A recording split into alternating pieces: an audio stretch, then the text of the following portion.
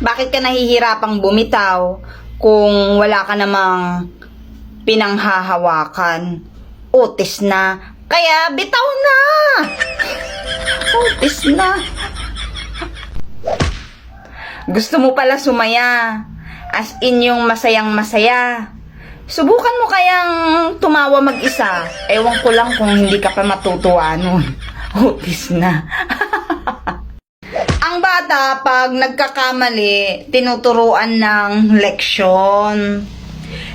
Paano naman kapag ang baboy nagkamali, kailangan na ba siyang turuan ng leksyon? Utis na. Sabi nila pag may nahulog daw na kutsara, may bisitang darating. So, napaisip ako, paano kapag yung bisitang nahulog, may darating bang tinidor? Utis na.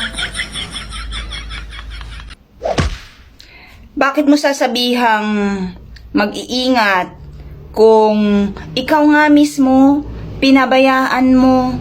Utis na. Alam mo ba kung bakit ka nasasaktan? Kasi lagi mong iniisip na gusto ka rin niya kahit hindi naman. Utis na. Ang palaya ba siya? Kasi kahit anong pait yung nararanasan mo, siya pa rin yung nagbibigay ng sustansya sa buhay mo. Utis na. Ang karma, parang pelikula lang yan. Kung hindi siya showing, baka coming soon. Utis na. Bakit tayo nasasaktan? Kasi lagi na lang tayong umaasa sa bagay na walang kasiguraduhan. Laging nag-aantay sa nakaraan na hindi naman pwedeng balikan. At laging nagmamahal sa taong hindi ka naman kayang panindigan. Utis na.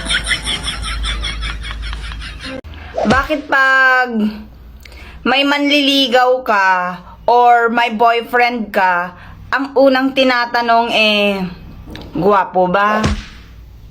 Mayaman ba? Anong trabaho?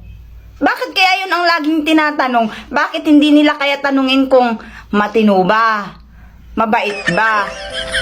Utis na. Masaya ka.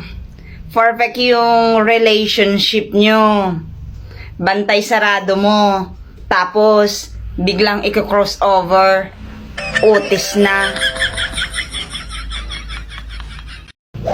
Ang pag-ibig, parang mustasa lang yan. Sa umpisa, miss kita, mahal kita. Pero ang ending pala ay asa, paasa, asan ka? Utis na. Isipin mo, wala ka na ngang sapat na tulog, tapos hindi ka pa sapat? Utis na. Alam mo ba na hindi mo kailangan ipagsiksikan yung sarili mo sa kanya? Marami diyang iba. Maghanap ka na. Utis na.